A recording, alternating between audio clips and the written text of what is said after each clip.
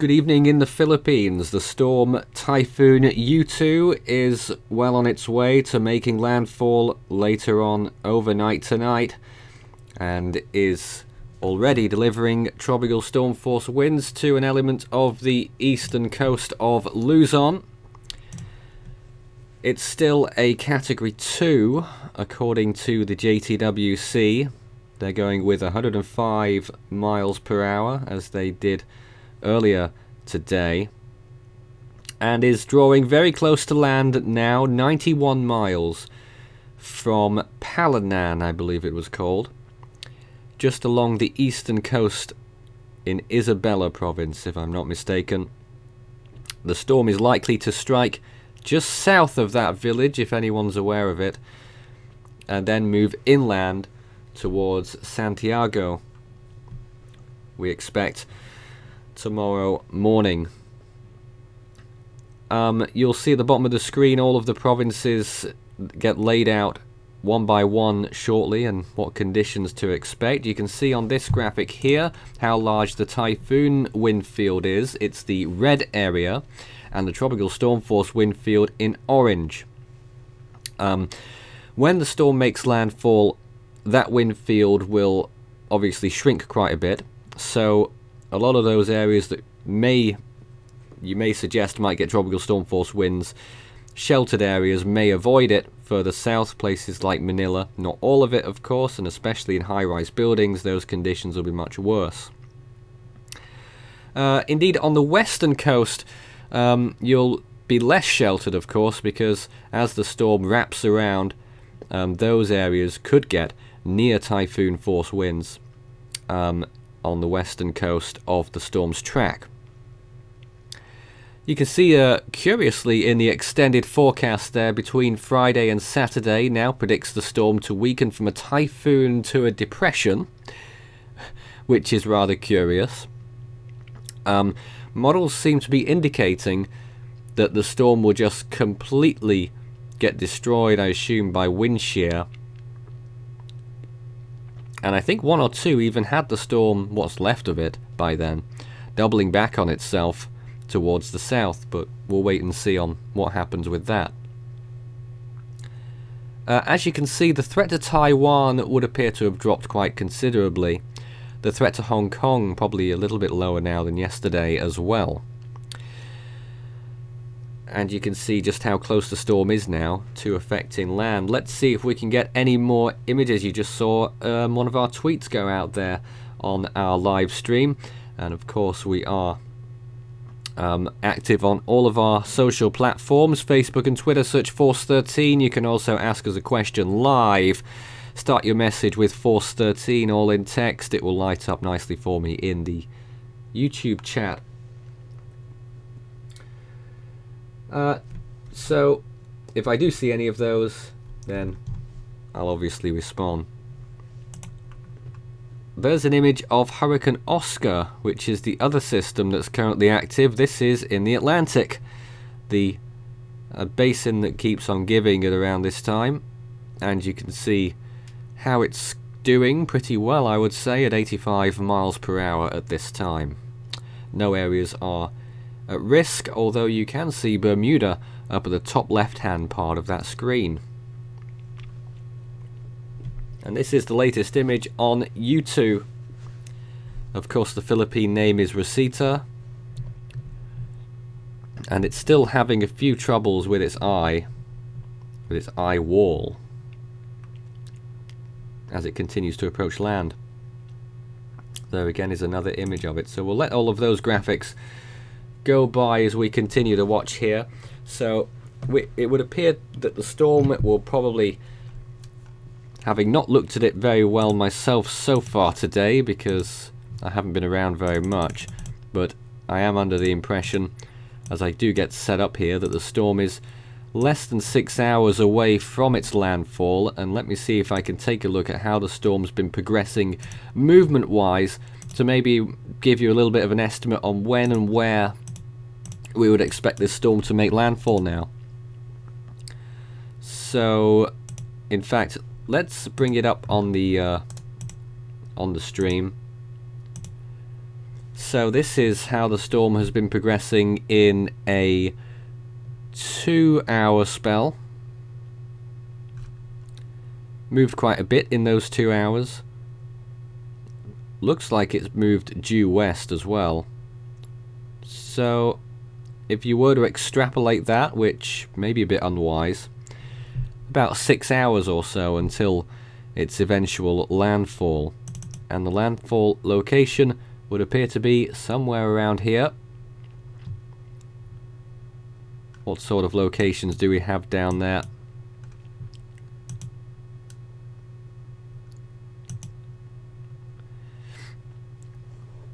It does include that location that we had that was 91 miles from the storm center. And then as the storm pushes further in towards land, I'm just trying to get the map to load. Okay, that might take some time, but you get an idea of a sense of where we are with this. So there we go, that's nice. So the small area of Palanan there, that's the place that was mentioned at the top. It will probably pass just south of that. And then it will go towards places like Iligan City, perhaps. Carayan City, I think it is. Santiago, which is, I believe, the larger of the three. And then towards the west. Who knows exactly where it's going to go, but maybe just north of San Fernando will be the exit point as it goes out over the South China Sea.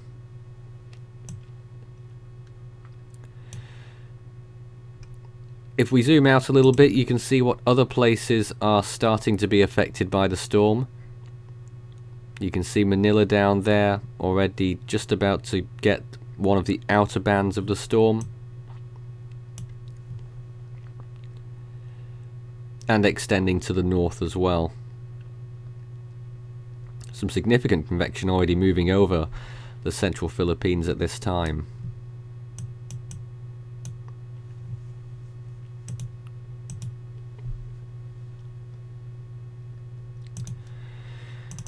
So that's basically where we stand right now. This storm has been pushing through the Western Pacific all week. We did fear the worst for a time, but it ended up having 101 IWAR replacement cycles. Not literally, but it felt like that. And they all failed. And that's why this storm is so much weaker. It's quite remarkable. It's still a Category 2, despite all of that upheaval.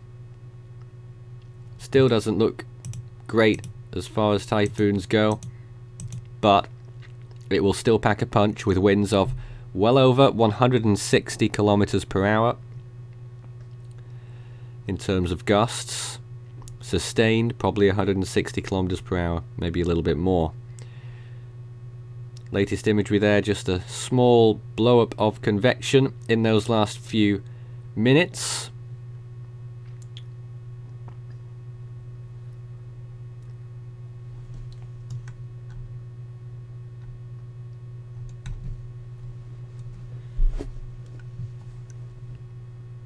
And still with winds of 105 miles an hour. Still, it would appear that westward movement is continuing in those very latest frames. Let's just see if we can do a little estimate on how far the storm is now from its landfall location. It's certainly got a little bit closer than 91 miles now, at least from Palanan. From its closest landfall location, the storm is now, yes, 74 miles. And that's very close to Palanan. From Palanan itself, it's 79 miles. So, when we're talking about the wind field of the storm, I haven't checked recently how large the typhoon wind field is in this thing. So, I'll just go and do that very briefly. And according to the JTWC, the typhoon wind field in the northwest quadrant is 50 nautical miles. So on that basis, typhoon conditions will be felt on the Philippines pretty soon. It's only got 15 miles to go. Obviously, of course, with it getting to nightfall now, and it's going to be another storm that's going to cause problems in the overnight hours. All preparations should have been completed. All that wanted to evacuate should be doing so by now, should have done so by now. A reminder of all the warnings that are in effect. You'll see them scroll by the bottom of your screen. Signal 3 warning: Isabella, Quirino, Northern Aurora, Nueva Vizcaya, Ifugao, Benguet, La Union, Ilocos Sur, Mountain Province, and Pangasinan. Signal 2 warning for Cagayan, Ilocos Norte, Apayao, Abra, Kalinga, Tarlac, Nueva Ecija, Northern Quezon including Palillo Island, Southern Aurora, Zambales, Pampanga, and Bulacan. I'm not Filipino, I'm not sure about these pronunciations. Signal number 1 warning for Southern Quezon, the Batanes and Babayan group of islands, Rizal, Metro Manila, Laguna, Batangas, Batan, Cavite, and Camarines Norte. The latter of which is the only one that we couldn't fit on the bottom of the screen. Camarines Norte under the Signal 1 warning as the storm passes. A reminder of what to expect in Signal 3 warning zones according to Pagasa. Many coconut trees may be broken or destroyed. Almost all banana plants may be downed, and a large number of trees may be uprooted. Rice and corn crops may suffer heavy losses. Majority of all nipa and kogon houses may be unroofed or destroyed, and there may be considerable damage to structures of light to medium construction.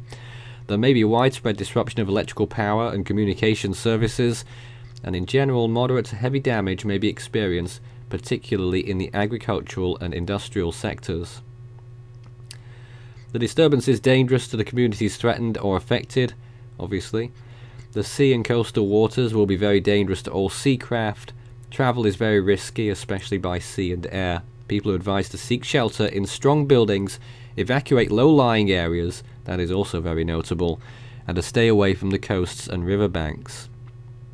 Of course, this storm is likely to deliver high amounts of rainfall as well, especially over the mountain areas, over the next 3 days. Watch out for the passage of the eye of the typhoon, indicated by a sudden occurrence of fair weather immediately after very bad weather, with strong winds coming generally from the north. And of course, it's age-old advice, but just in case, it's obviously a bad idea to go out when the eye of the storm arrives.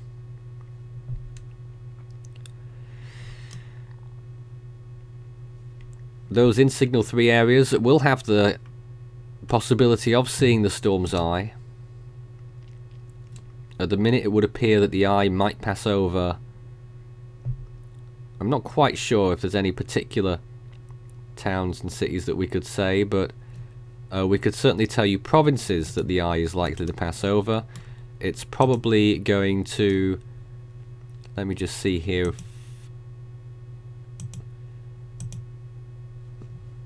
Just whether that's in Isabella. Yeah, that's Isabella province.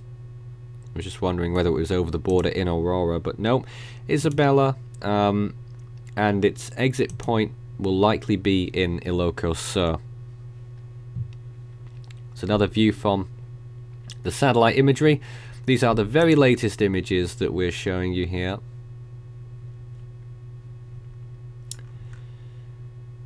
In various different locations.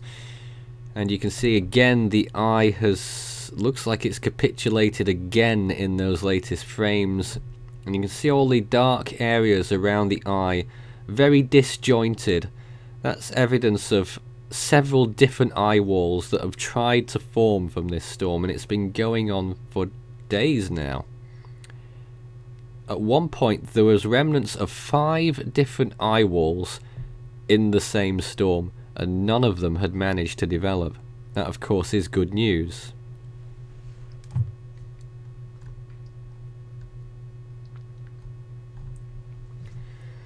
a question. What cyclone season is going to be the most active?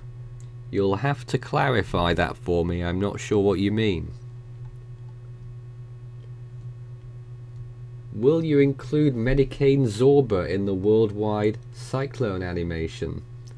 That is an interesting question.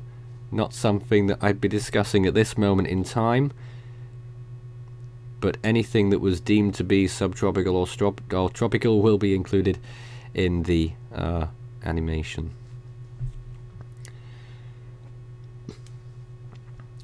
Typhoon Yutu continues to approach the eastern coast of the Philippines.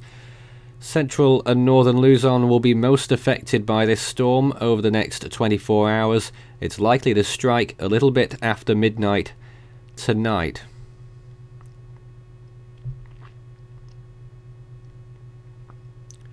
Of course, if the storm does slow down, that will bring the time of landfall closer towards daybreak. But the minute we're expecting maybe between 3 and 6 in the morning.